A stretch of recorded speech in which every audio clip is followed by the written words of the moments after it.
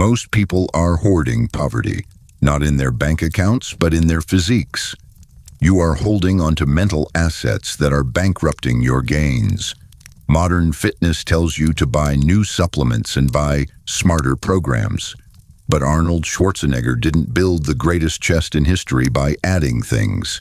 He did it by getting rid of the weakness you are currently protecting. Today, we are going to liquidate your bad habits. If you can't sell these 5 things, you will never grow. Because here is the cold, hard truth. You cannot fill a cup that is already full of dirty water. Right now, your cup is overflowing. It is filled to the brim with misconceptions, hacks, and a modern disease I like to call science-based paralysis. You are so terrified of doing something suboptimal that you end up doing nothing with any real intensity. You are hoarding these bad habits like worthless stock, and they are taking up all the space where your muscle should be. Let's look at the market crash of the modern physique.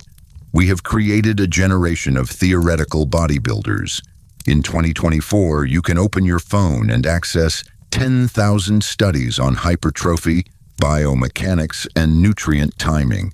We have teenagers in the gym who can recite the molecular pathways of protein synthesis and the exact leverage points of a lat pull-down, but they struggle to bench press their own body weight.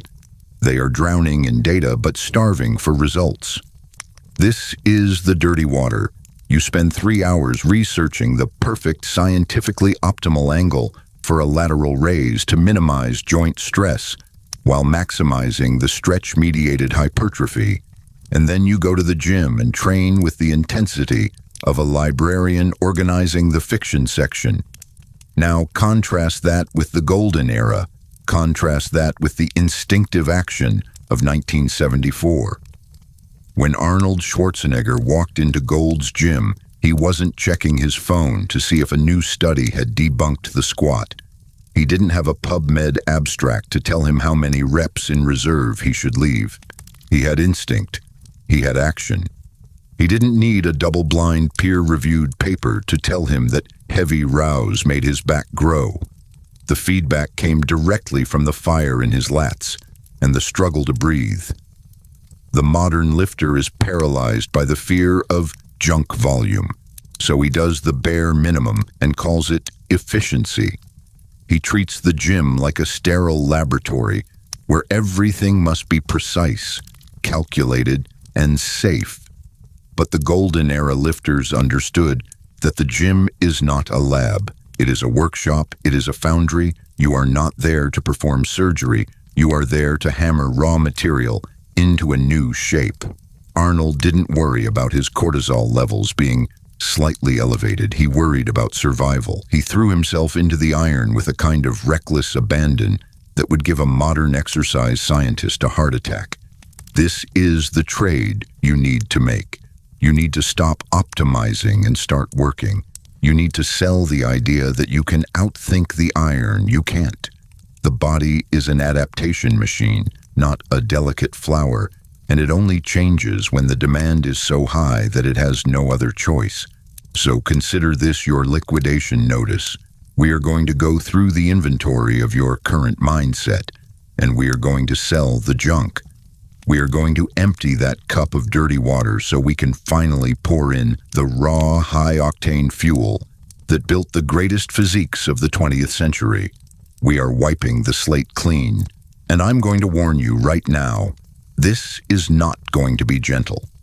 By the time we get to habit number 1, which contradicts almost every TikTok fitness guru today, you'll understand why your gym progress has been flatlining for 6 months.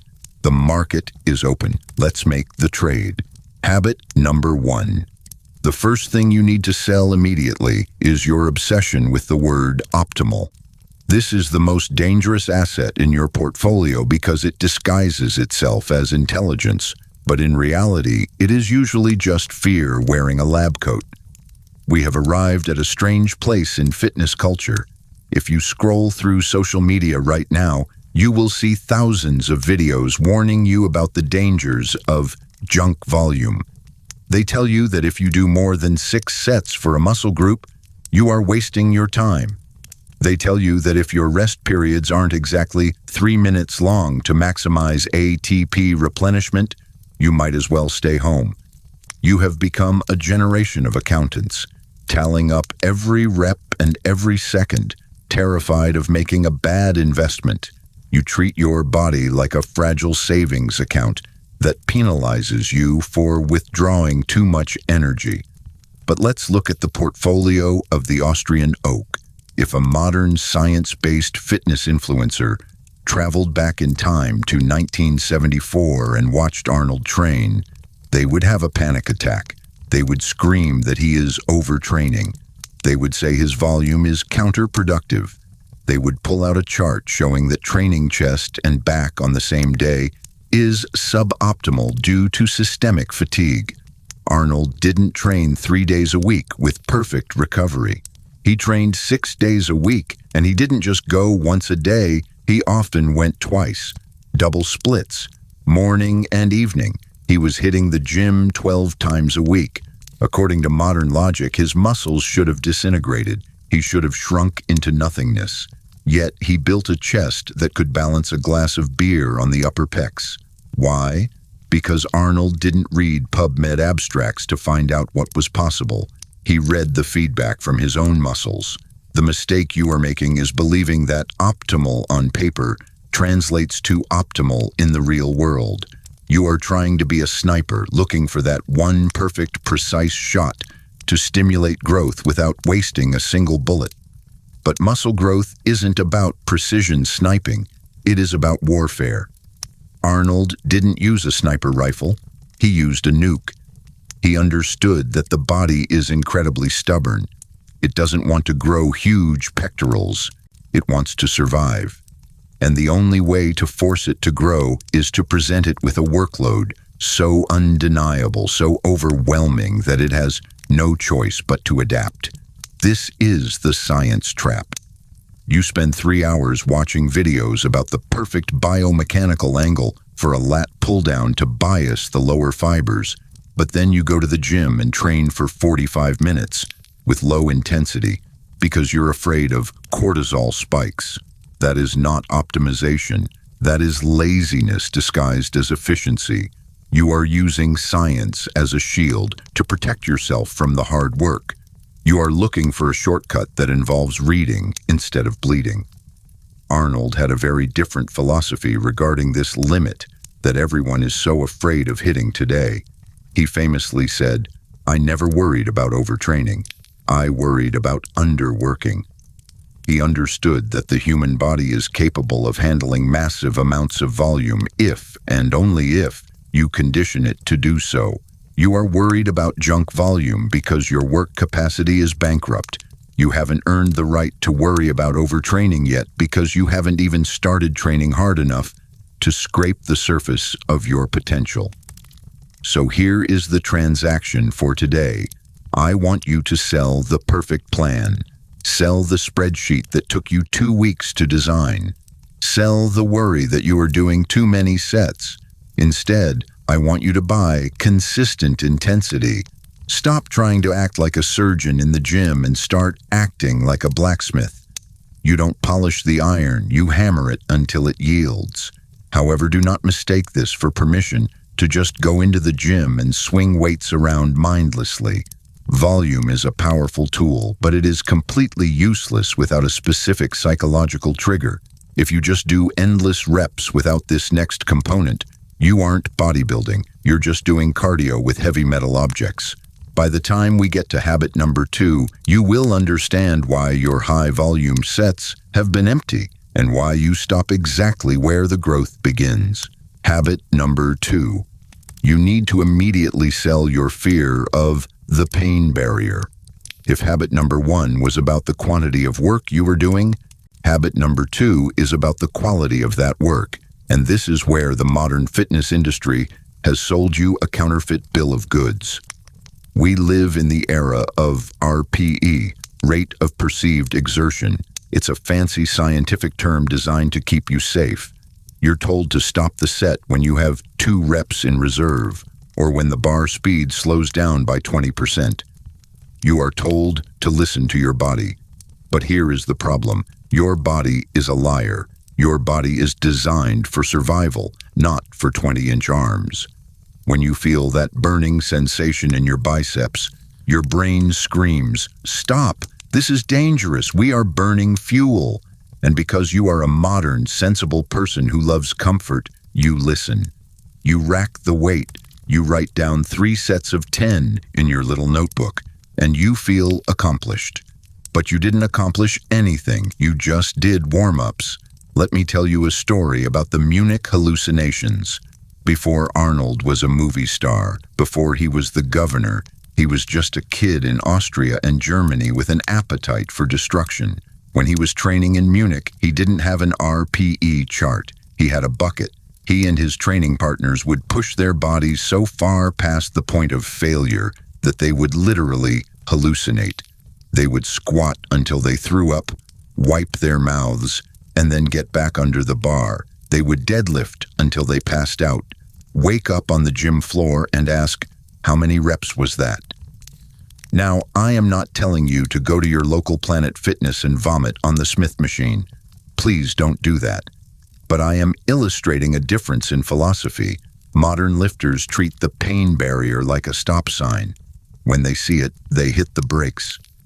Arnold treated the pain barrier like a finish line tape. He didn't slow down when he saw it. He sprinted through it. He understood that the pain wasn't a warning signal to stop. It was the signal that the workout had finally started. You see, the first 8 reps of a set are essentially garbage. They are just the commute to work. They are just there to fatigue the muscle fibers enough so that the deep, high-threshold motor units have to wake up and get involved. If you stop the moment it hurts, you are doing the commute, driving all the way to the office, parking the car, and then turning around and driving home before you actually clock in. You did the travel, but you didn't do the work. The growth happens in the reps that make you want to quit. The growth lives in that dark, uncomfortable room that sits behind the pain barrier. Arnold didn't just visit that room, he bought furniture and moved in. He understood that the pump wasn't just blood rushing into the muscle, it was life rushing into the dream. He chased that feeling of the skin being so tight it might split because he knew that was the only currency the body accepts in exchange for muscle growth. You cannot buy new muscle with comfort. You can only buy it with pain. This is a hard sell for you because society has conditioned you to be allergic to discomfort. We have air conditioning, we have soft mattresses, we have delivery apps so we don't have to walk to the store. We have engineered the struggle out of our lives. So when you feel physical distress in the gym, your instinct is to flee. You think something is wrong, but in the gym, pain is the only indicator that things are going right. So here is the deal. I want you to sell your rate of perceived exertion. Sell the idea that you should leave reps in the tank. Instead, I want you to buy failure. And I don't mean technical failure where your form breaks down slightly. I mean the kind of failure where your spirit breaks down slightly. I want you to learn to love the burn, to seek it out, to smile when it arrives, because you know that is the moment the transaction is actually taking place. If you can't sell your need for comfort, you will always be poor in muscle. But, and this is a massive but, pushing through this level of pain requires a machine that can handle the stress. You cannot drive a Ferrari engine in a broken chassis. If you try to apply this level of intensity to the wrong movements, you won't get big. You'll just get broken. That brings us to the equipment myth. Habit number 3. Habit number 3. You need to sell your reliance on machines. We call this the complexity trap. You see, pushing through the pain barrier requires a vehicle that can actually handle the intensity. But if you look around the average modern gym, you won't find vehicles designed for war. You will find a spa. You will find a wellness center. We have sanitized the struggle. You walk into a gym in 2024 and it looks like an Apple store. Everything is sleek, shiny, digital, and ergonomic. The air conditioning is set to a comfortable 68 degrees. The Wi-Fi is fast. and the machines are designed to make you feel safe. Now take a mental trip back to Venice Beach, circa 1970. Look at the photos of the original Gold's Gym. There was no air conditioning. There were no ergonomic seats. There was rusted iron, uneven floors, and the smell of sweat and sawdust. It was a dungeon. It was a pit. And out of that pit came the greatest physiques the world has ever seen. Why? Because the environment forced you to work. There was no comfort to hide behind. The modern lifter walks into the gym and immediately straps himself into a machine that looks like the cockpit of a fighter jet. He sits down, adjusts the seatbelt, stares at a digital screen that counts his reps, and pushes a lever. And he thinks he is bodybuilding. But here is the brutal truth. When you use a machine, you are outsourcing the labor. Think of your muscle growth like a business. When you do a barbell squat, you are the CEO, the manager, and the worker. You have to balance the weight. You have to stabilize your core. You have to coordinate your hips and knees. And you have to drive the load. You are doing 100% of the work, so you keep 100% of the profit. When you use a leg press machine, you are outsourcing the stability to the steel rails. You are paying a subcontractor to balance the weight for you. The machine stabilizes the load, which robs you of the stabilizer work.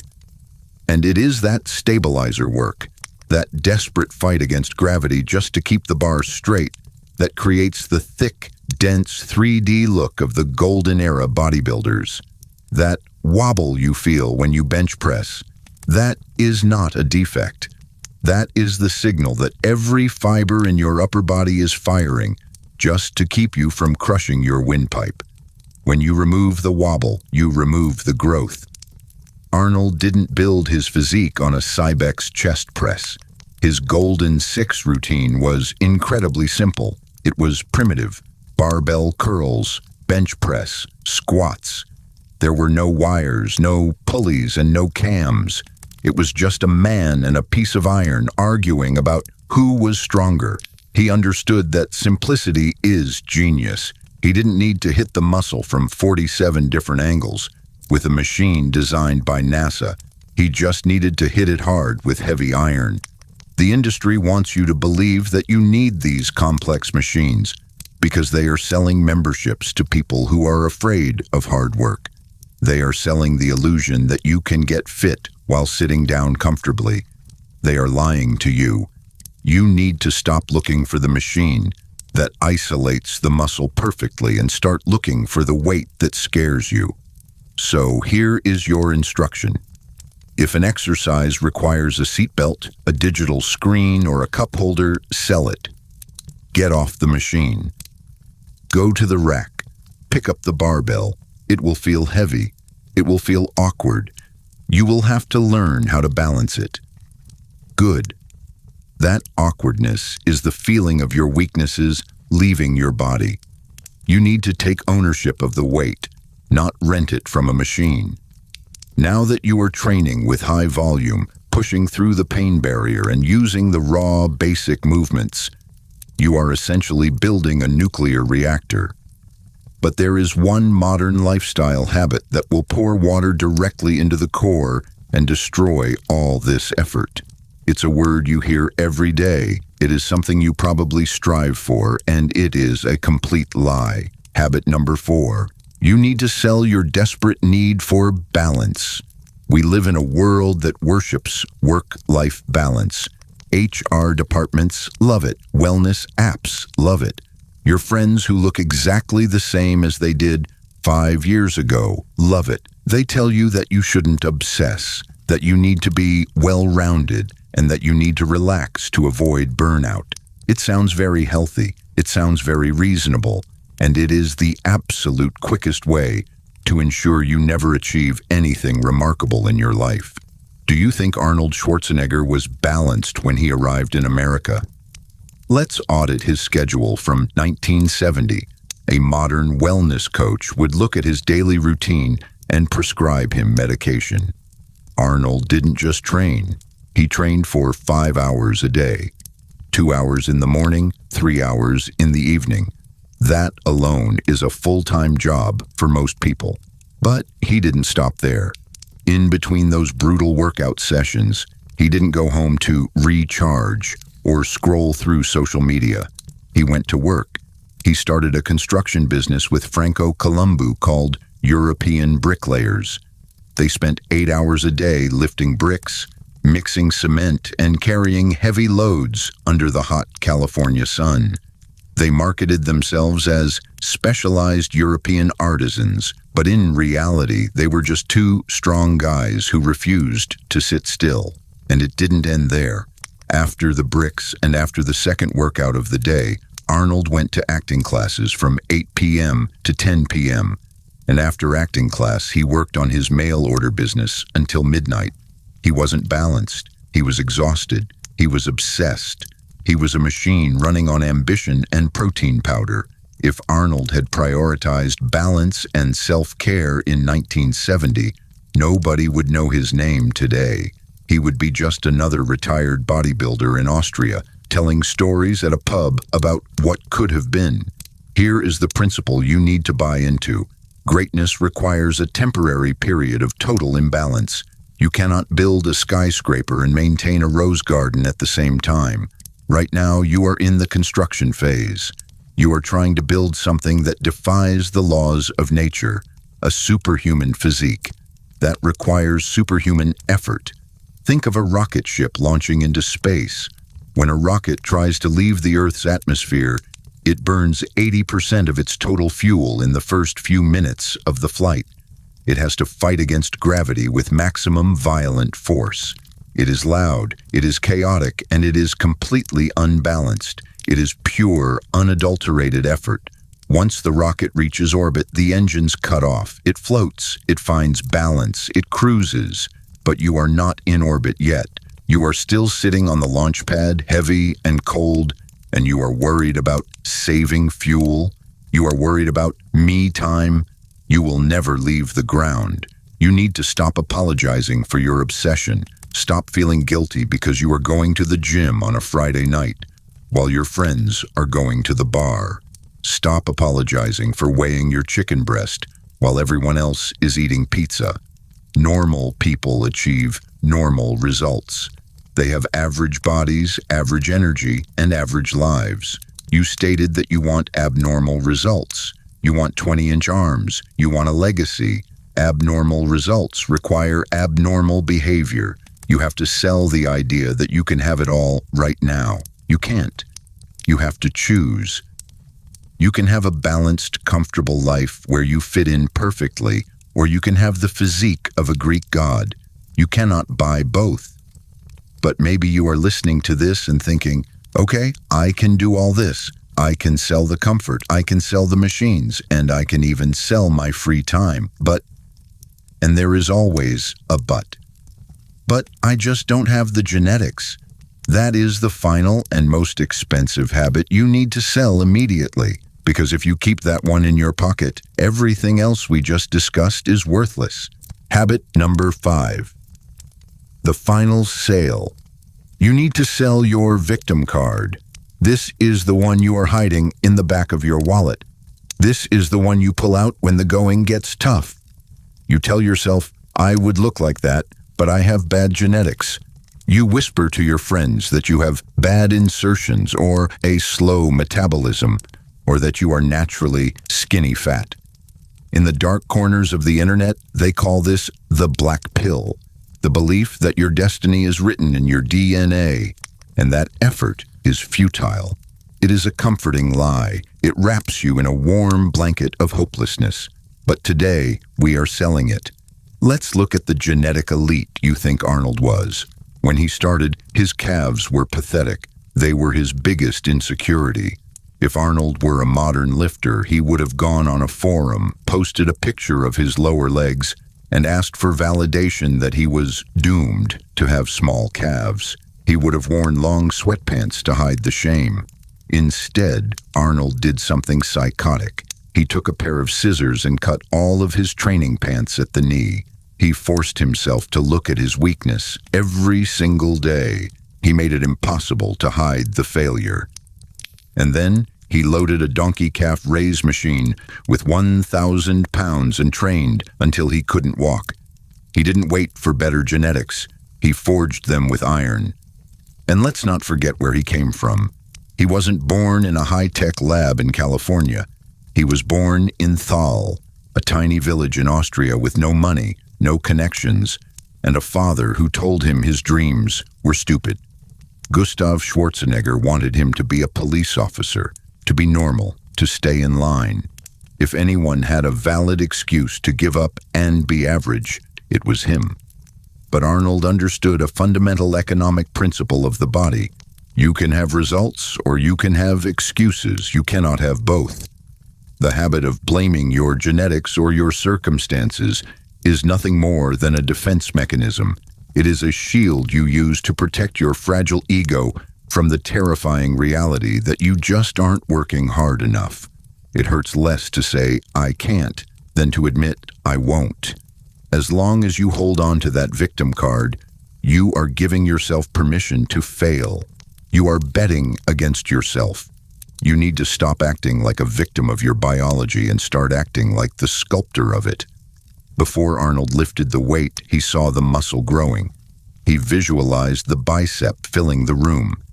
He understood that the mind commands and the body obeys. If you don't believe you can change, no amount of protein powder will save you. So here we are. We have audited your accounts.